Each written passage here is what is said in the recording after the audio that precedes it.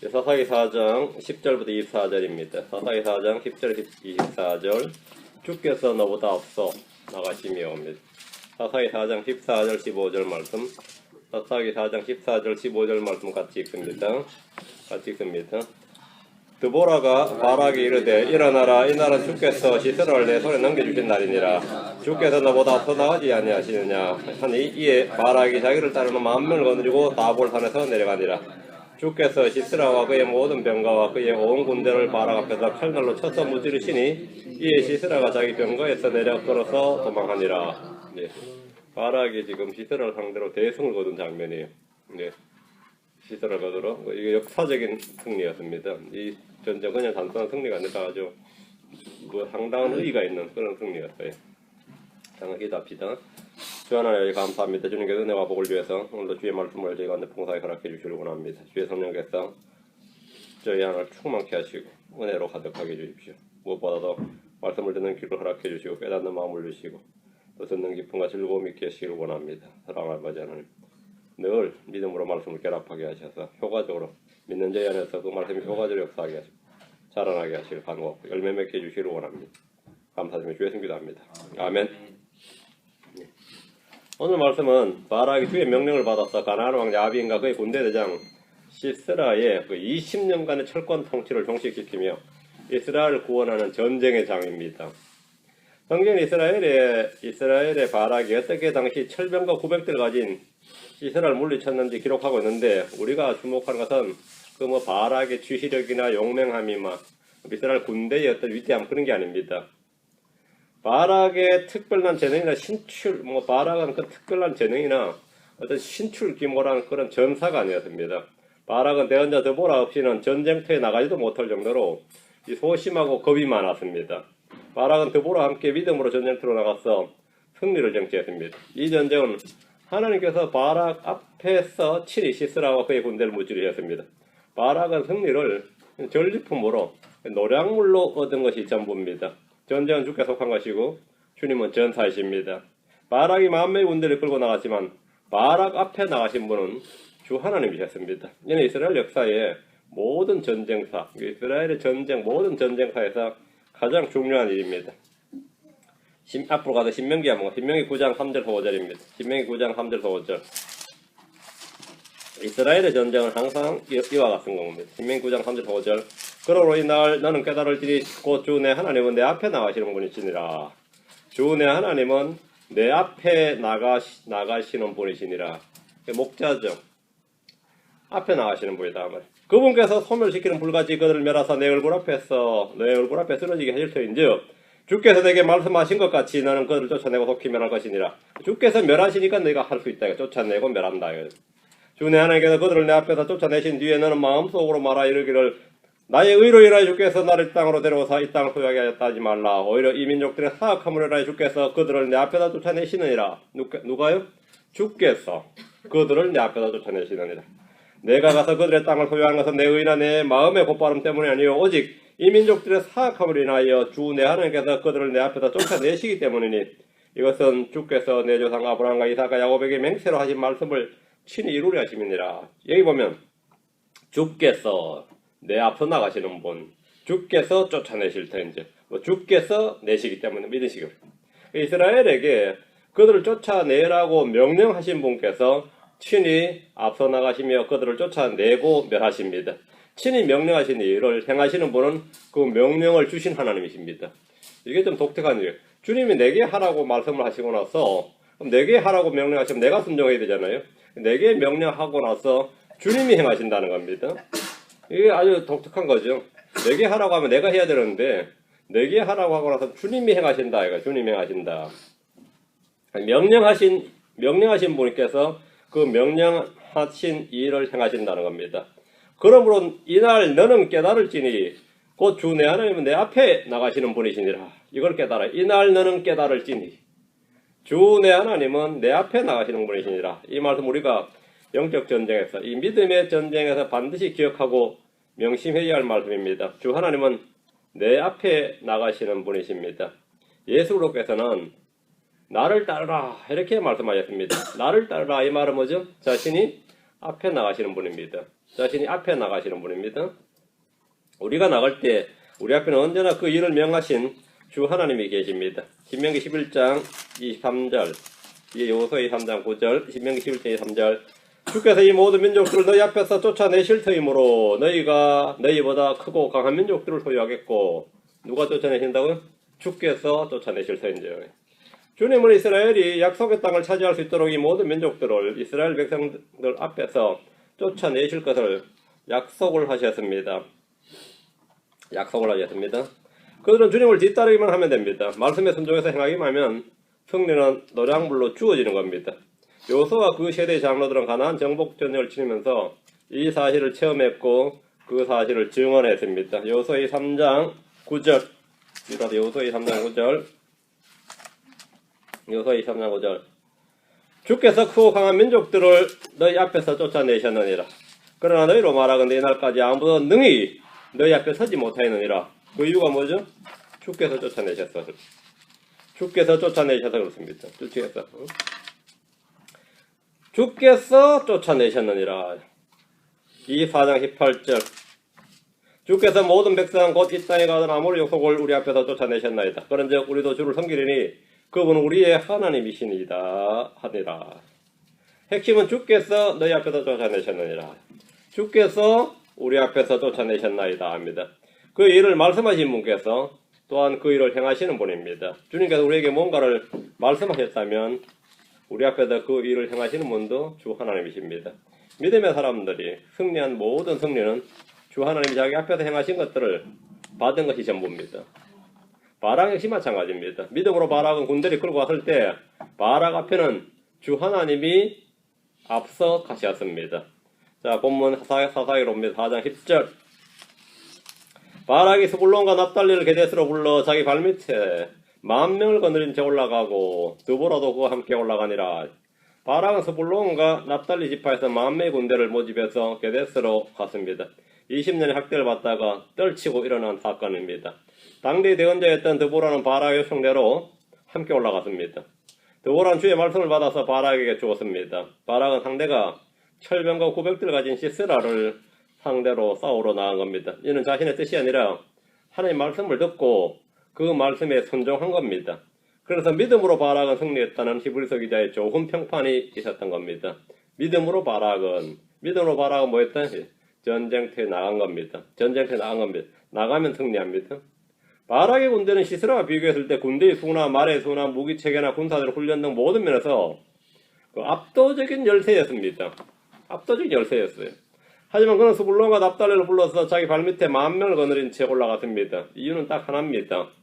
7절 말씀을 믿었기 때문입니다. 7절 말씀 뭐죠? 내가 야빈의 군대대장 시스라와 그의 병과 그의 무리를 기송강으로 이끌어 내게 이르게 하고 그를 내 손에 넘겨주리라 하셨느니라. 이 주의 말씀을 믿은 겁니다. 바락은 주께서 승리를 주신다는 말씀을 믿고 전쟁터로 갔습니다. 11절, 사사기 4장 11절. 이제 모세의 장인 호밥의 자손 중에서 겐 족속 헤벨이 자신을 분리하여 겐 족속을 떠나 게데스 옆에 사나임 평야에 이르러 장막을 쳤더라. 가나안 왕 야빈과 이스라엘의 대규모 전쟁이 발발하게 되자 모세의 장인 호밥의 자손 중에서 겐 족속 하벨이 자신들을 분리해서 이스라엘 편에 섰습니다. 이 소수민족의 특징이죠. 전쟁이 대규모 전쟁이 터지면 그 주변의 소수민족은 양쪽 중에 하나의 편을 서야 되는 겁니다.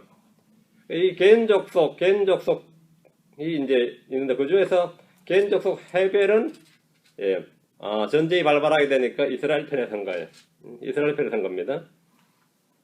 헤벨은 야빈 대신에 바락을 택한 겁니다. 헤벨은 전쟁터인 게데스 옆 사나임 평야에 장막을 쳤는데 이 전쟁에 참여하겠다는 표시입니다. 어려움과 위기의 때에 돕는 친구가 이 진정한 친구입니다. 이 진정한 친구예요. 한국도 지금은 옛날 역사에 보면 나오죠. 말갈족이 당나라하고 고구려 붙으면 항상 고구려 편에 섰어요. 그땐 고구려가 이겼습니다. 근데 그 말갈이 당나라 편에 섰어요. 그때 고구려가 졌어요. 이 소수민족이 그래요. 소수민족 어느 편에 서느냐에 따라서 전쟁 향방이 달라지는 거죠. 전쟁 향방이 달라지는 거예요. 이놈들이 중국 편에 서느냐 한국 편에 서느냐예요. 이런 거죠. 지금 우리가 대마도가 일본 땅이죠. 대마도가 이 임진왜란 전까지만 해도 사실은 조선 땅에 다름없었습니다.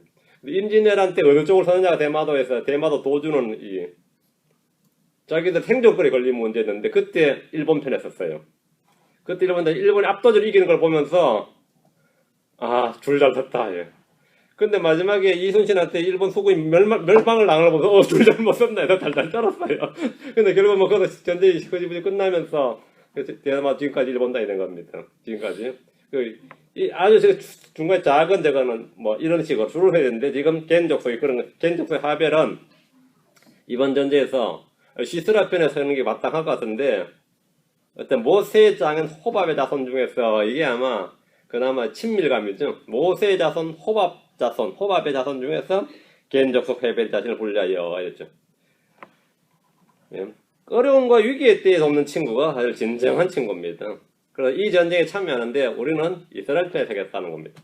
12절 13절 아비노함의 아들 바락이 다볼산에 오른 것을 그들이 시스라에게 알림해 시스라가 자기의 모든 병거 곧 철병거 900대와 자기 함께한 온 백성을 이방인들의 하루 세세서부터 기성과를 함께 모으니 이제 전시체제가 갖춰진 겁니다. 900대를 다 모으는 겁니다. 일부만 하는 게 아니라 전면전을 벌이겠다는 거죠. 바락이 다볼산에 올랐다는 정보는 곧바로 시스라에게 전달되었고 시스라는 즉시 자기의 모든 철병과 군대를 동원해서 기손강으로 모았습니다. 시스라는 바락이 일어나면 기손강을 따라서 전선을 딱 형성해서 게데스에서 결판을 내겠다는 것을 분명하게 한 겁니다. 이게 좀 시스라 입장에서 좀 웃기는 일이죠. 누가 지금 먼저 공격하는 거야. 군대가 몇 명이나 이렇게 몇십만 명도 아니고 10,000명 데리고 왔는데요. 뭐 이런 식이에요. 10,000명 데리고 왔는데 이런 거 보면 참 역사가 좀 웃기는 것 같아요. 한국도 이런 적이 있었거든요. 예. 고수전쟁이라 그러는데 고구려하고 수나라 전쟁할 때 한국이 선제 공격을 했다는 것 같아요. 수나라를 한국이 방어한 게 아니라 사실 선제 공격을 했습니다. 왕이. 선제 공격을 하는데 귀족들이 동의를 안 해가지고요. 왕실 직속 자기 부대만 데리고 간 거예요. 근데 그게 10,000명이 안 됐을 겁니다. 아마. 그래서 수나라에 있다고 황제가 지금 뭐 출정했다고 몇 명인데 그러니까 뭐 10,000명쯤 되나 그렇게 하하 웃었어요. 근데 결국 그 전쟁을 고구려가 이겼어요. 그 압록강 전선 형성해서 그때 고구려가 이겼어요. 그래서 그때 이제 뒤에 물론 뭐 20만 명이 뒤에 투입이 됐지만 처음에 10,000명 정도 출발했습니다. 10,000명 정도. 그 꼴하고 비슷한 겁니다. 상대방은 100만 대군도 동원할 수 있는데 시스라가 볼 때 그 12지파가 다 덤벼들었냐? 지파별로 10,000명이냐? 지파별로 10만 명이냐? 그러면 그게 아니에요. 두 지파에서 10,000명 차출됐고 나머지 10개 지파는 참전단이었습니다. 이런 거예요. 시스라 입장에서 어떤 거죠? 그걸 전쟁이라고 하지 맞냐 이거죠. 이런 경우는 한 번에 그냥 단칼에 쓸어버려야 된다고 생각을 한 겁니다. 그래서 900대를 다 모아서 기손강으로 함께 모았습니다. 함께 모았어요. 시스라는 바락이 일어나면 이 기손강을 따라서 이제 전선을 딱 형성한 다음에 일거에 그냥 바로 끝을 보려고 합니다. 원수들은 그냥 항복하지 않습니다. 마귀는 언제나 울부짖는 사자처럼 대적합니다. 우리는 그리스도의 좋은 군사로서 마귀의 관계를 능히 대적하며 서기 위해서 하나님의 전신갑주를 입고 하나님께 복종하고 마귀를 대적해야 됩니다. 싸우지 않고 거저 얻어지는 승리는 없습니다. 성경은 마귀를 대적하라. 그리하면 그가 너에게서 도망하리라. 정신을 차리라. 깨어있어라. 믿음에 굳게 서서 그를 대적하라. 이렇게 말한 지금 바락이 그런 형국입니다. 혼을 거슬러 싸우는 육체의 정욕을 육체의 정욕이나 이 세상이나 죄나 다 마찬가지입니다. 원수들은 강합니다. 실제로 강합니다. 그러나 우리 안에 계신 이는 이 세상보다 더 크시고 더 강하십니다. 요한일서 4장 4절에 어린 자녀들아 너희는 하나님께 속하였고 또 그들을 이겼나니 이는 너희 안에 계신 분이 세상에 있는 것보다 더 크시기 때문이라. 시스라와 그의 군대와 철병거가 아무리 강하고 많다 해도 바락에게는 더 크고 강하신 분이 함께 하십니다. 바락의 군대와 바락의 최대 무기는 강하신 주 하나님이십니다. 시편 93편 4절에 높이 계신 주께서 많은 물들의 소리보다 강하시며 참으로 바다의 강한 파도들보다 강하시나이다 했습니다. 요엘서 2장 11절에도 말씀하실 주께서 자신의 군대 앞에서 친히 목소리를 내시려다. 그분의 진영은 심히 크며 자신의 말씀을 집행하시니는 강하시도다. 시스라는 지금 바락을 대처해 싸우는 전쟁인 줄 알지만 그 바락 앞에 계신 주 하나님과 싸워야 됩니다. 시스라는 바락과 싸우기 전에 누구와 싸워야 된다고요? 주 하나님과 싸워야 됩니다. 주님은 주를 신뢰하는 모든 자들의 방패가 되시기 때문입니다. 근데 시스라 요점에 대해서는 이제 좀 무지했습니다. 바락은 문제 없는데 바락 앞에 오신 주님을 어떻게 해야 될까? 이 부분이 지금 문제가 되는 거죠. 이 부분이 문제됩니다. 14절입니다. 드보라가 바락에게 이르되 일어나라. 이 날은 주께서 시스라를 내 손에 넘겨주신 날이니라. 주께서 너보다 앞서가지 아니하시느냐 하니 이에 바락이 자기를 따라 10,000명을 거느리고 사볼 산에서 내려가니라. 바락과 함께 전장으로 온 드보라는 바락에게 전쟁 고 플레이 전쟁을 시작하라. 일어나라. 전쟁 개시를 선언한 겁니다. 일어나라. 이날은 주께서 시스라를 내 손에 넘겨주신 날이니라. 주께서 너보다 앞서가지 아니하시느냐 하며 싸움을 독려했습니다. 바락은 드보라를 통해 선포된 주의 말씀을 믿었습니다. 무엇이든 하나님에서 난 것은 세상을 이깁니다. 성경 말하기를 세상을 이기는 승리는 이것이니 곧 우리의 믿음이니라 한대로 바락은 믿음으로 자기를 따르는 10,000명을 거느리고 다볼 산에서 내려갔습니다. 이건 좀 굿 아이디어가 아닌 것 같다. 산에 올라오도록 기다리자. 우리가 저 좋은 위치에 있으니까 우리 다볼 산 우리가 위에 먼저 자리를 차지했으니까 병거 끌고 지들이 올라오겠냐 뭐 이런 식으로 우리가 수비를 합시다. 수비는 보통 이 병법에서 1대3 내지 1대4라 그래요. 1대3 내지 1대4. 그러니까 1로 4를 막을 수 있다는 거죠. 기본적으로. 특히 옛날 전쟁에서는. 그러니까 이 바락 생각이 있으면 그렇죠. 다볼산 왜 내려가요? 상대가 올라오도록 유도를 해야지. 그죠? 근데 지금 그게 아니라 다볼산에 먼저 다 올라와 있다가 내려가고 있단 말이죠. 산으로. 이건 병법적으로 볼 때는 뭐죠? 누구 뭐 미친 짓이죠. 아니면 진무덤 파는 거예요. 왜 내려가? 산에서 진을 치고 딱 탄성을 닿던 진을 치고 있어야 되는데 그 다볼산에서 적이 오길 기다리면서 방어전이나 성을 지키는 이 수성을 위한 전략이 아니라 산에서 내려가서 기송강에 진을 친 상대를 향해 선제 공격을 가한 겁니다. 선제 공격을 가하려면 보통 병력이 3배 내지 4배의 압도적인 병력이 있어야 됩니다. 선제 공격을 가하려면. 바락이 더 강해 보이는 적을 향해서 먼저 공격을 감행하는 것은 무리한 또는 무모한 도전으로 보입니다. 근데 지금 드보라가 주의 말씀을 받아서 일어나라 하면서 출격을 선언한 거예요. 그는 주께서 자기보다 앞서가신다는 주의 말씀을 믿고 군대를 끌고 산을 내려갔습니다. 이사야 52장 12절에 주께서 너희 앞에 나가시며 이스라엘 하나님께서 너희의 후위대가 되시리니 너희가 급히 나가지도 아니하며 도망하지도 아니하리라. 주께서 앞서 나가시고 후위대가 되신다. 주께서는 앞서 나가시는 분이시며 친히 싸우시며 승리를 주시는 분입니다. 다윗이 블레셋 군대와 싸울 때 주님께서 이렇게 말씀하셨습니다. 사무엘하 5장 24절에 뽕나무 숲을 꼭대기에서 누군가 가는 소리를 듣거든 재빨리 움직이라. 그때에 네가 움직이라. 그때에 주가 너보다 앞서 나가서 블레셋 사람들의 군대를 치리라 하시니라. 다윗이 군대를 움직일 때 이미 뭐라고요? 주께서 사실은 먼저 나가서 군대를 친다 이거야. 군대를 치면 어떻게 되는 거죠? 그냥 죽어 남는 거예요. 다윗이 움직일 때 다윗보다 앞서 나가서 블레셋 사람들의 군대를 치신 분이 주 하나님입니다. 그러나 이 다윗이 전쟁에서 져본 적이 없습니다. 전쟁 져본 적이 없어요. 모세나 요소나 다윗 등 모든 믿음의 사람들의 전쟁에서 언제나 주님은 그들보다 앞서 나갔습니다. 드보라는 바락에게 이 사실을 알려준 겁니다. 주께서 앞서 나가신다. 주께서 너보다 앞서가지 아니하시느냐. 주의 말씀에 순종해서 일하는 모든 사람들에게 이 말씀은 진리입니다. 바락은 어리고 여린 믿음의 소유자였지만 말씀을 믿고 행하는 단순한 믿음과 어린아이 같은 믿음으로 행했습니다. 그냥 엄마가 시키는 대로 한 대로 드보라가 하면 시키는 대로 그냥 부역부역 가라 그러면 가고 뭐라면 뭐고 막 이렇게 내려갔어요. 사람의 연약함이나 어린 것은 문제가 아닙니다. 바락은 어렸습니다. 연약해요. 그렇지 어쨌든 듣고 행했다 이거죠. 믿는 사람 안에서 일하시는 하나님은 크고 강하십니다. 고린도서 3장 3절에 그분은 너희를 향하여 약하지 아니하시고 오히려 너희 안에서 강하시니라. 너희 안에서 강하시니라. 바락 안에서 계신 주님은 강하신 분입니다. 바락 앞에 나가신 분도 강하신 분입니다. 15절 주께서 시스라와 그의 모든 병거와 그의 온 군대를 바락 앞에서 칼날로 쳐서 무찌르시니 이에 시스라가 자기 병거에서 내려 걸어서 도망하니라. 바락이 다볼산에서 군대를 움직여 나아가자 주님은 바락 앞에서 시스라와 그의 모든 병거와 그의 온 군대를 바락 앞에서 칼날로 무찌르셨습니다.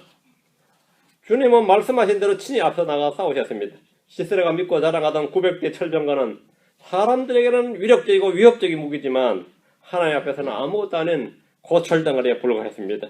이스라엘 군대가 아무리 많고 용맹해도 그것은 사람들 앞에서 해당될 뿐이지 주님 앞에서는 단지 육체에 불과했습니다. 이스라엘은 제대로 싸워보지도 못한 채 자기 병거에서 내려 걸어서 도망했습니다. 이 전쟁은 역사적인 대승이었습니다. 주님께서 하늘로부터 우박이나 불을 보내셨든지 아니면 천둥이나 번개를 통해 그들을 무찌르셨든지 그건 기록되어 있지 않는데 이 전쟁은 주의 전사가 직접 와서 싸우셨던 전쟁으로서 기손강이 그들을 휩쓸었다고 되어 있습니다. 그건 역사로 나옵니다. 뒤로 사사기 5장 20절에서 22절 보십시오. 사사기 5장 20절 22절 보면 그들이 하늘에서부터 싸우되 별들이 자기들의 다니는 길에서 시스라와 싸웠도다. 별들은 천사들입니다. 천사들이 이 전쟁에 개입을 한 거죠. 시스라와 싸웠다. 기손강이 그들을 휩쓸었는데 그 기손강은 옛적부터 있던 거 아니라 오나 내가 힘있는 자를 밟았도다. 기손강이 그들을 휩쓸었는데 이 사람은 기손강을 전선을 형성해야 되는데 강물에서 휩쓸려버린 거죠. 강물이 범람을 했던 것 같은데 이건 초자연적인 뭔가 있었던 겁니다.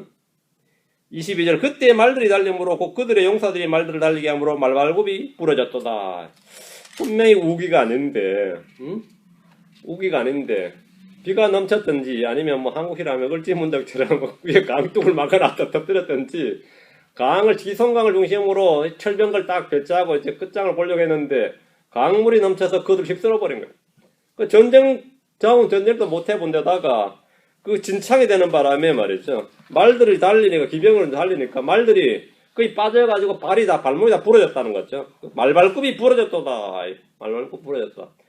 그래, 이스라엘 군대 10,000명 이제 처벅처벅 오는데, 반격하려고 했다가 이거 뭐 병거는 그냥 진창에 빠져버리고, 말은 그냥 다 부러져 버렸으니 어떻게 된 거죠? 전쟁할 수가 없었던 거죠. 전쟁 아예 전쟁할 수가 없었어요. 지금 그 이야기입니다. 10,000명의 이스라엘 군대 외에 주의 천사와 천사들이 시스라를 따라 싸웠다 그래요. 기손강에 진을 쳤다가 그 강물에 휩쓸려 죽었고 주변 땅은 진흙구덩이가 되어서 철병거들은 무용지물이 되어버렸습니다. 기병대들이 탄 말은 진청이 된 땅으로 인해 말발굽이 부러져 버렸습니다. 하늘의 별들은 이 천사들은 이스라엘 군대에 천둥이나 우박을 내려서 그들을 죽여버렸습니다. 천둥이나 우박을 내렸다는 건데 사무엘상에는 우박을 내렸고 여호수아 10장에는 천둥을 쳐서 그들을 죽였죠. 그 천둥을 치는데 아마 이 감전사로 많이 오나 본데 이런 식의 초자연적인 전쟁이었던 거죠. 천사들이 개입을 해가지고 이스라엘 군대도 마찬가지였습니다. 철병거 자랑할 게 없는 게 비가 오면서 번개 쳐버리면 병거 탄에 타던 사람들 통구이 되거든요. 그런 식의 전쟁인 거예요. 이게 아니 전쟁 자체가 이게 뭐 성립을 안 하는 거예요. 상대방은 구경하고 있는 꼴이죠. 쟤들 왜 저런 난리 치냐 이거죠. 천사들이 개입한 전쟁입니다. 평소 이스라엘은 가나안의 철병거를 무서워했고 철병거 때문에 정복전쟁을 포기한 일도 있었습니다. 유다나 요셉조차도 철병거로 인해 두려워했고 그 철병거 때문에 전쟁을 제대로 수행하지 못했습니다. 그런데 바락이 다볼산에서 내려와서 강가로 가서 그들을 쳤는데 900대의 한두 대도 아니에요. 900대의 철병거를 모조리 엎어버렸던 겁니다. 성경은 주께서 무찌르시니 이렇게 기록하고 있습니다. 이런 전쟁은 현대사에도 많이 있습니다. 여러분 그냥 그 유명한 넬슨 제독의 스페인 무적함대 그런 거 있죠. 그 격파 같은 전부 다 이게 이런 식의 전쟁이었습니다. 무적함들은 사실 넬슨한테 한 개도 부서진 적이 없습니다. 넬슨의 배 앞에서 그냥 파도가 쳐가지고 다 부서졌어요. 그다 가라앉아 버린 거였죠, 사실은. 그 넬슨은 그냥 돌아와서 그냥 승리에 부르면서 영국 역사상 가장 위대한 그 제독으로 좀 불리지만 실제로 자기가 싸워서 부순 배는 한 대도 없었어요. 사실 그 앞에서 전부 다 너무나 무서운 폭풍이 몰아쳐가지고 그냥 그 스페인의 무적 함대가 다 가라앉아 버린 겁니다. 실제로 그런 거죠. 히틀러도 마찬가지 연합군 할 때 그 내일 아침에 공격을 하려고 했는데 밤새 말이에요. 비가 내렸는데 비가 어떻게 됐는지 이 풀밭에 비가 내렸는데 겉보기 그냥 풀이었어요. 그 아침에 이제 히틀러가 공격했는데 그 히틀러 최고의 공격 무기가 빠른 그 전차병이었어요. 빠르게 상대방 적군을 언제 흩어서 적 뒤에 가서 깃발을 꽂아버리는 거예요. 적 뒤에 가서 꽂아버리고 앞에서 독일군 들어오게 해서 항상 앞뒤로 이래 해가지고 연합군들이 속수무 쳤겠는데 웬일이야. 진격했는데요. 그게 다 진흙청이었어요. 밤새 내린 비가 됐네. 근데 아무도 독일군에서 그게 진흙청인 줄 몰랐어요. 그게 풀이인 줄 알았지. 그 전쟁 해보지도 못하고 그냥 몽땅 다 그냥 전차가 다 빠져버려가지고, 영국군도 그냥 만세 부리며 노작한 적도 있고요. 그런 전쟁이 그 한두 번이 아니었습니다. 그래가지고 이긴 전쟁 많았는데, 거기서 장군들 전부 다 훈장 달고 백장, 뭐 남자, 귀족 다 됐어요. 거기서 싸웠던 장군들 있죠. 그걸 승리를 노력한다 그럽니다. 그게 현대전에서도 그런 일이 크답니다. 현대전에서도 뭐, 그 전쟁사 읽어보면 이게 뭐 전쟁이 뭐 이런가 싶은 그런 거 있죠. 우리는 뭐 영웅이라 그러고 그런 사실은 그 영웅은 자기는 알지. 이 전쟁이 어떻게 이겼는지 자기는 알아요. 응? 이 전쟁이 어떻게 이겼는지. 그런 식이었는데 그 전쟁은 죽게 속한 것이 있는데 지금 이 바락이 싸웠던 전쟁은 전형적인 그런 전쟁이었어요. 그러니까 이스라엘의 꿈이 뭐였어요? 저놈 철병감 없었으면 싶었는데 바락 시대에 비로소 상대방의 철병걸 모자를 쓸어버린 겁니다. 근데 이건 드보라나 바락이 한 일이 아닙니다. 그들은 주의 말씀대로 군대를 이끌고 이 장소로 온 것이 전부였습니다. 드보라나 바락이 한 일은 믿음으로 순종한 일입니다. 그것이 가장 중요한 일이고 큰 일입니다. 하나님을 믿는 것이 일입니다. 믿음이 승리를 줍니다. 하나님을 믿는 자에게 승리를 보상으로 주었습니다. 시스라는 마귀 즉 그리스도를 예표한 인물입니다. 바락이 하나님께 복종하고 마귀를 대적해 될 때 마귀는 도망을 갔습니다. 16절입니다. 그러나 바락이 그 병거들과 군대를 추격하여 이방인들의 하루 셋에 이르렀는데 시스라의 온 군대는 칼날에 쓰러졌고 한 사람도 남은 자가 없었더라. 바락이 병거들과 군대를 추격해서 이방인들의 하루 셋에 이르러 모조리 죽였습니다. 시스라의 온 군대는 한 명도 남지 않고 전멸당하고 말았습니다. 역사적인 대승이라 할 만한 기념비적인 승리를 쟁취한 겁니다. 승리는 말들이나 군대의 수에 있지 않습니다. 승리는 육신의 힘이나 지혜에 있지 않습니다. 승리는 주께 속한 것입니다. 역대기상 29장 11절에 다윗이 노래하기를 오 주여 광대하심과 권능과 영광과 승리와 위엄이 주의 것이오니 하늘과 땅에 있는 모든 것이 주의 것이니 오 주의 왕국도 주의 것이오니 주께서 모든 것 위에 머리로서 높여지셨나이다. 승리는 주의 것이다. 승리는 주의 것입니다. 출애굽 때 모세와 이스라엘 자손이 노래하기를 출애굽기 15장 1절에 그때 모세와 이스라엘 자손이 이 노래로 주께 노래하고 말하 이르기를 내가 주께 노래하리니 그래 그분께서 영화롭게 승리하셨도다. 그분께서 말과 거기 탄 자를 바다에 던지셨도다. 주님께서 영화롭게 승리하셨다는 겁니다. 출애굽기 15장 21절에 미리암이 그들의 응답하되 너희는 주께 노래하라. 그분께서 영화롭게 승리하셨도다. 그분께서 영화롭게 승리하셨도다. 누가 승리했습니까? 그분께서 영화롭게 승리하셨습니다. 모세가 승리한 것 같지만 사실은 모세가 한 일이라고는 지팡이 앞에 막대기를 그냥 바다 앞에 손 내민 게 전부였습니다. 근데 그런데 승리했어요. 지금 남미가 대부분도 여러분 브라질만 포르투갈어 쓰고 남미가 전부 이 스페인어 쓰죠. 남미를 정복할 때 영국, 프랑스, 스페인 다 덤벼들었는데 스페인이 이제 정복을 줄 했죠. 그때 군인들 말이죠. 몇 명 안 갔습니다. 그 이제 남미의 그 부족들이 뭐까지 그 자기 나라 오면 그 안 되는 산지 얼마나 험준한 산이에요. 뭐 오는 군인들 뭐 막는 건 아무것도 아니었습니다. 막대기로도 막을 수 있다 그랬어요. 그런데 웬일이야? 스페인이 완전히 점령했죠. 그 전쟁 스페인과 전쟁을 치렀던 그 남미의 그 군사들이 다 죽었어요. 어느 하룻밤에 역병으로 죽었습니다. 이런. 그래도 역병으로 죽으니까 왕이 신이 우리를 버리셨다. 저쪽을 그냥 그 다음날 바로 가서 항복했어요. 그 스페인 군대는 전쟁 피 한 방울 안 흘리고 남미를 그냥 접수했어요. 지금 그 남미 그 있죠. 그 스페인을 쓰는 나라들 있잖아요. 피 한 방울 안 흘리고 이 스페인 병사들이 남미를 완전히 접수했습니다. 피 한 방울 안 흘리고. 물론 그때 뭐 장군은 뭐 또 영웅됐겠지만 사실은 말 타고 기병대 들고 말이죠. 칼 한 번 하늘로 햇빛 비칠 때 칼 한 번 쳐든 게 다였어요. 자기들이 백인들이 되니까 흰말 타고 백은 쫙 가서 자신이 이제 하나님의 아들들이라고 자랑을 한 거예요. 남녀들 앞에서. 그러니까 진짜 맞는가 보다 해서 그냥 납작 엎드려 버렸어요. 전쟁하지도 않았고 그냥 끝난 겁니다. 그런 식의 전쟁이었습니다. 이 전쟁이 너무 웃기는 이야기죠. 너무 웃기는 건데 이스라엘 전쟁이 비슷합니다. 현대전에 6.1 전쟁 있죠. 모세 다이안이라고 지금 이스라엘의 전쟁 영웅이죠. 모세 다이안 장군 하면 이름이 모세 다이안이 애굽는 아시죠? 그 양반이 무기가 있어야 싸우죠. 근데 상대방 20만 명이 덤벼드는데 아랍군 22개국이 연합해서 덤벼드는데 이스라엘 그때 신생국가였습니다. 근데 그 양반이 전쟁 나가면서 그때가 안식일이래. 내 다음 주 안식일은 우리가 여기서 해당해서 지킵시다 하면서 일주일만에 전쟁 끝내겠다고 나갔는데 사람들이 다 웃었어요. 무기가 있어야 돼. 근데 고철덩어리하고 말이죠. 응? 그 오토바이 있죠. 오토바이 엔진 그거 밤에 소리 내가지고 그걸로 탱크처럼 자자자 소리 다라락 내가지고 아랍분들 혼비백산 시켜가지고 이기는 전쟁입니다. 그 주무기가 뭐였냐면 그 오토바이 엔진이었어요. 주무기가 모세 다이안 장군의 그 주무기가 그 정말 웃기는 이야기 같지만 실제 그때 그 주무기였습니다. 그 주무기를 어떻게 썼는지 이 소리를 증폭시켜가지고요. 상대방을 밤에 증폭시켜서 밤에 그 적군들 앞에 가면서 오토바이 엔진 여러 개를 해가지고 그 소리를 내는데 그 밤에 그게 얼마나 시끄럽게 들렸는지. 그 연합군, 그 중동 연합군들이 그냥 혼비백산을 했는데 그게 꼭 사사기에 나온 전쟁 굉장히 비쌉니다. 일주일 만에 끝났어요, 전쟁이. 그 6.1 전쟁이라고 그러죠. 승리를 주신 분이 뭐라고? 하나님이시다. 하나님. 영어로 주님의 승리란 겁니다. 사무엘기하 23장 10절에 그가 일어나서 손이 피곤하여 칼에 달라붙을 때까지 블레 사람들을 쳤더라. 그날에 주께서 큰 승리를 이루셨으므로 백성이 돌아와 그의 뒤를 따라가며 노력할 뿐이었더라. 이런 전쟁 노력할 뿐이었더라. 백성이 돌아서 뭐 했다고요? 뒤를 따라가며 노력할 뿐이었더라. 이런 전쟁입니다.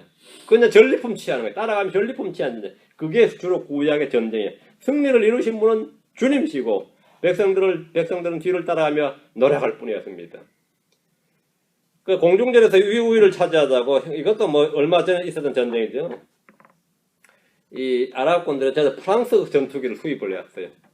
프랑스 전투기를 수입했는데 이스라엘을 아직 그 육지에서 말고 공중에서 아주 끝장을 봐버리자. 그래서 공중에서 폭격을 하면 쟤도 어떡할 거냐 해서 하는데 그 하늘에 떴던 그 아랍군 군대 비행기들이 대부분 다 고철도에 떨어졌어요. 왜 그랬던 것 같아요.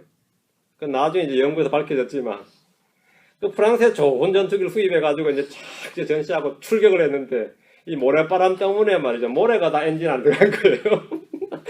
모래가 엔진 안으로 들어가가지고 이 기계가 고장을 일으켜버린 겁니다. 근데 이스라엘은 비행기 그렇게 안 많았는데 타오자마자 제일 먼저 한 게 모래 안 들어가도록 봉한 거예요. 미세먼지 기계대가 어떻게든지 안 겁니다. 그 모래 안 들어가도록 철저하게 이거 봉했어요. 그 전쟁이 결국은 이스라엘 비행기 한 대가 상대방 비행기 몇백 대를 부숴낸 겁니다. 나중에 이제 물건을 팔아먹은 유럽에서 자세히 보니까 똑같은 전투기를 팔아먹었는데 왜 이쪽이 압도적으로 이기느냐 이거죠. 이쪽은 비행기 한 대가 땅에 안 떨어지는데 상대방은 그냥 떨어지는 거예요, 계속. 그래가지고 막 아랍에서 너희들이 저쪽은 좋은 거 팔고 우리 나쁜 거 팔았느냐 그러고 난리 쳤는데 나중에 알아보니까 이게 모래였어요. 너희들은 사가자마자 그냥 비행장에 도는데 그 모래가 바람이 불어서 거기 탁 뛰어 버렸다. 유럽에서는 그런 모래가 없기 때문에 그런 거 생각을 못 했던 겁니다.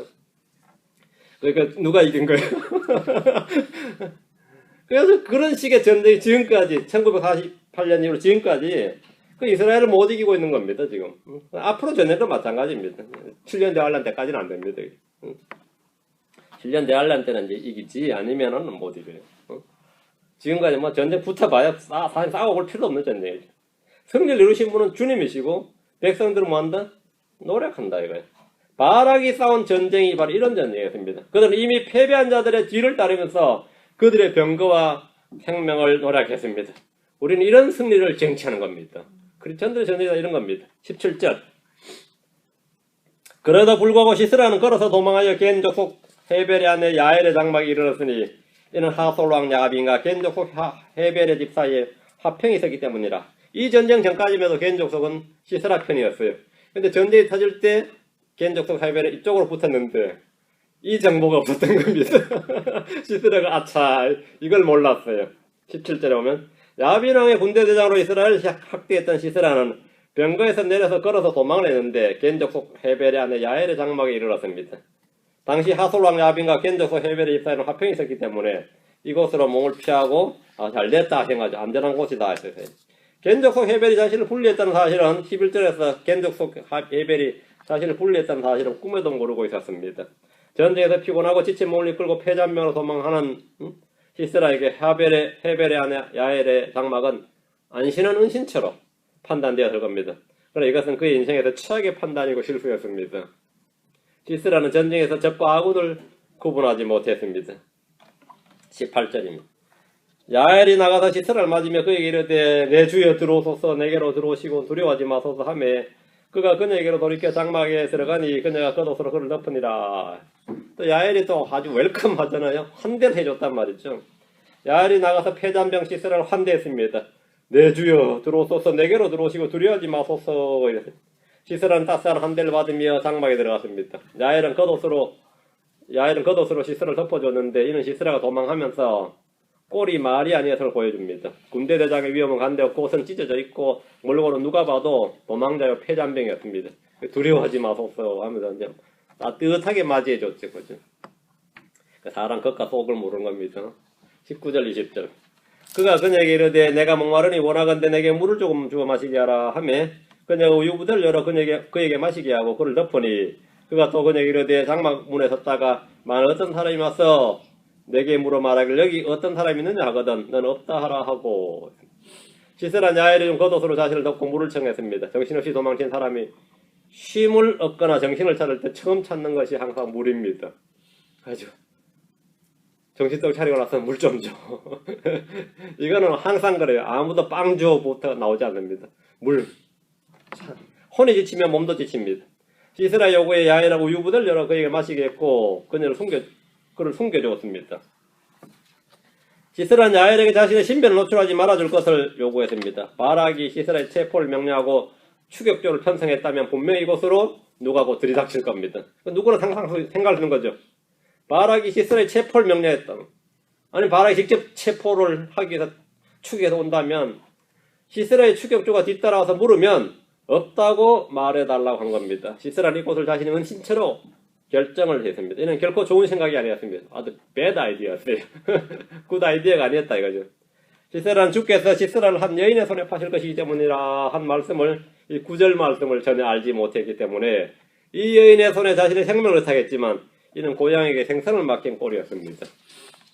21절 피곤하여 곧장 잠들매 그때 헤벨의 아내 야엘이 장막에 말뚝을 취하고 손에 새망치를 들고 그에게 살며시 다가가 말뚝을 그의 관자놀이에 받고 땅에 고정시키니 이에 그가 죽으니라. 끔찍하죠. 시스라는 장막에서 곧장 잠이 들었고 헤벨의 아내 야엘은 장막에 말뚝을 취해서 손에 쇠망치를 들고 그에게 다가갔습니다. 그에게 살며시 다가갔다 그러니까 조용조용 살며시 다가갔다 그러니까 그죠? 야엘을 생명의 구원자인 줄 알고 들어와서 잠을 자던 시스라는 잠든 채 관자놀이에 말뚝이 박힌 채 죽고 말았습니다. 우유 대접 잘 받고 겉옷도 받았는데 꼴이 말이 아닙니다. 이게 인생입니다. 이게 인생이에요. 시스라는 전쟁 중에서 장렬하게 죽은 것이 아니라 도망자로 숨어서 자다가 한 여인의 손에 비참하게 말뚝에 관자놀이가 말뚝에 박혀 죽었으니 당시 사회에서 이보다 더 큰 수치가 없습니다. 오늘날 지금 현재 말이죠. 무슬림 전사들이 가장 무서워하는 것은 죽는 게 아닙니다. 죽으면 자기들 아마 성전을 치러 죽은 전사 순교자가 돼가지고 뭐 다 천국 간다고 믿죠. 무슬림 전사들이 가장 무서워하는 것은 부끄럽게 여기는 것이 있는데 여자에게 죽는 겁니다. 쿠르드족이 지금 여자 여군을 조직해놨는데 여군들이 가장 혁혁한 전투를 성과를 거둬요. 여군한테 죽으면 자기들은 다 하루에 5번 기도했던 성기순례 몇 번 했던 다 욕하는 거예요. 여자에게 죽는 것은 이슬람 전사들에게 이거는 완전 수치 중에 수치고 인생 끝난 겁니다. 그래서 사사기 9장 53절 54절에 보면 전사들은 죽더라도 여자에게 죽는 것은 원치 않았습니다. 아비멜렉이라는 사람이 어떤 여자가든지 맷돌에 맞아 두개골이 깨졌는데 그 두개골이 깨져서 죽는 중에서 죽어가면서 자기 병거 맞은 종에게 뭐라 그래요? 네가 나 죽여달라 그러죠. 여자에게 죽었다 그러면 그건 수치니까 지금 숨이 끊어져 가는데 네가 나 죽여달라 그래요. 사사기 9장 53절 4절에 어떤 여인이 맷돌 한 짝을 아비멜렉의 머리 위로 던져 그의 두개골을 나가 깨뜨리니라. 그때 그가 자기의 병기든 자 청년을 급히 불러 그에게 이르되 내 칼을 빼어 나를 죽이라. 사람들이 나를 가리켜 이르길 여인이 그를 죽였다 하지 못하게 하려 하노라 하니 그의 청년이 그를 찌르며 그가 죽으니라. 그 여인이 나를 죽였다 소리, 여자한테 죽었다 소리는 내 듣기 싫다 해. 죽어가면서도. 근데 지금 시스라가 여자한테 그것도 아주 비참하게 죽었단 말이죠. 이 사상이 이 정신 지금 현재 무슬림들한테도 있어요. 지금 현재 무슬림들한테도 그 여군 부대가 진출하면 다 도망간다잖아요. 재수 없어서 여자들한테 여자총에 맞아 죽이면 다 끝난다. 사실 이제 요즘 뭐 외신에 보니까 나오더라고. 성계에 그 기본이 있는 거죠. 성계에 그 기본이 있는 겁니다. 22절입니다. 보라 바락이 시설을 추격할 때 추격자가 왔네요. 야엘이 나가서 그를 맞으며 그에게 이르되 오라 내가 찾는 사람을 내게 보이리라 하며 그가 그의 장막에 들어가니 보라 시스라가 죽은 채 누워있고 말뚝이 그의 관자놀이에 박혀있더라. 바락 입장에서 좀 아쉽죠. 자기가 잡아서야 되는데 그죠. 바락은 적의 군대들이랑 시스라를 추격을 했는데 야엘이 나가서 그를 맞으며 오라 내가 찾는 사람을 내게 보이리라 했습니다. 야엘은 장막에서 시스라를 죽여놓고 바락이 오기를 기다리고 있었습니다. 이로써 전쟁을 이겼지만 시스라를 죽인 영웅은 바락이 아니라 여인 야엘이 되고 말았습니다. 드보라가 이미 말한 대로 바락은 적장을 잡거나 죽이는 영예를 차지하지 못했습니다. 여기서 가끔 무슨 여자가 이렇게 사람을 잔인하게 죽이는가 또 이런 또 비난을 하는 경건한 크리스천도 있죠. 뭔 여자가 사람 이렇게 잔인하게 죽이냐 성기 뭐 이런 얘기지 않냐 이런 비난을 쏟아부는 크리스천들이 있습니다. 불신자들도 있겠지만 야엘은 시스라를 환영하며 자기 장막으로 맞아 들여놓고 우유를 주면서 안심시킨 후에 잠이 들자 장막 말뚝을 취해서 쇠망치로 관자놀이에 박아버렸는데 간교하면서도 속임수에도 능하고 그러죠. 담대합니다. 조금이라도 살기를 풍겼으면 시스라가 어떻게 했어요? 여자보다 죽였겠죠. 아니면 다시 도망갔거나. 근데 살기를 풍기지 않고 말이죠. 웰컴하면서 안심 다 시켜놓고 두려워하지 마소서 하면서 말이죠. 잠 재워놓고 잠들자마자 죽여버렸으니까 그는 시스라를 일컬어서 내 주여 하면서 겉옷을 주고 우유를 줬습니다. 장막문에서 지키면서 누가 오면 없다 하고 없다 이렇게 말해달라는 부탁을 받았습니다. 그는 시스라가 안심하고 잠이 들 수 있도록 모든 의심의 여지를 주지 않고 말하고 행동하고 태연하게 말하고 행동했습니다. 누가 봐도 야엘은 잔인한 살인자입니다. 뭐 그거는 뭐 사실이죠. 살인도 방법도 참 좀 잔인하죠. 조금만 기다렸다면 바락이 축에 왔을 것이고 그 뭐 있느냐 그러면은 뭐 이렇게 손목가락 매가져 주면 끝나는 거잖아요. 추격적 올 건 뻔한 일이고 잠들었나이다 뭐 끝난 거죠. 그게 일러주면 됩니다. 그런데 야엘은 추격하는 바락을 기다린 대신에 자기 손으로 직접 해치웠는데 자기 손으로 직접 시스라를 처리해버린 거예요. 그러나서는 있느냐 그럴 때 뭐 있나이다가 아니라 죽여놨다고 줬어요. 시체를 넘겨준 거예요. 죽여놨다고. 드보라는 이런 일을 한 야엘과 그의 행동에 대해서 뭐라 했냐면 사사기 5장 24절 독한 여자 만났다 뭐 그건 아니고요. 축복을 했어요. 겐족속 헤벨의 아내 야엘은 다른 여인들보다 복을 받을지니 그녀가 장막에 거한 여인들보다 더 많이 복을 받으려다. 이렇게 드보라가 이 여자를 막 엄청 축복을 했어요. 야엘은 전쟁의 때에 이스라엘의 편에 섰습니다. 그리고 그는 한 건 했어요. 한 건 했습니다.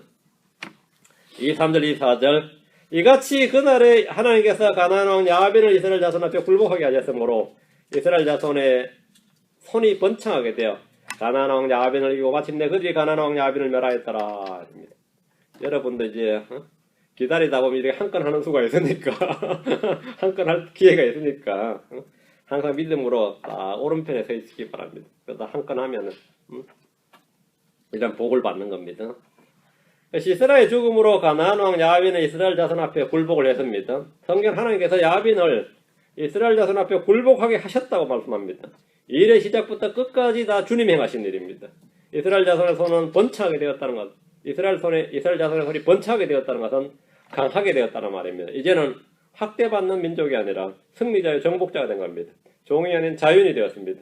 원수를 이겼고 그들의 군대를 멸했습니다. 당대 최강의 전투부대를 지닌 시스라와 그의 병거 부대와 철병거 900대를 멸한 것은 당시 가나안 땅과 그 주변 민족들을 떨게 하기 충분한 큰 승리였습니다. 이번 전쟁 그냥 전쟁이 아니라 가나안 왕이 사실 연합국이었거든요. 야빈이 거기 끝장났다요. 그 철병거 다 끝장나고 군대가 한 명 살아나지 못하고 완전 전멸했다고요. 그건 엄청난 이야기예요. 주변 민족이 달달 떠는데 이렇게 한번 하고 나면 수십 년은 평화가 임하고 잠잠해지고 아무도 이스라엘 앞에 껍벅대지 못한다. 꼼짝대지 못합니다. 이 전쟁으로 주변 민족들이 이스라엘이 아니라 이스라엘이 무서운 게 아니라 이스라엘과 함께 하시는 하나님의 강하신가 하나님의 두려우심을 깨닫기에 충분했습니다. 믿음으로 순종할 때 주 하나님은 그들을 통해 영광과 존귀를 받으십니다. 우리가 믿음으로 행할 때 주님은 그 일에서 영광을 받으시고 우리는 승리를 얻게 하시는 겁니다. 바라기 어리든 여리든 그건 중요하지 않습니다.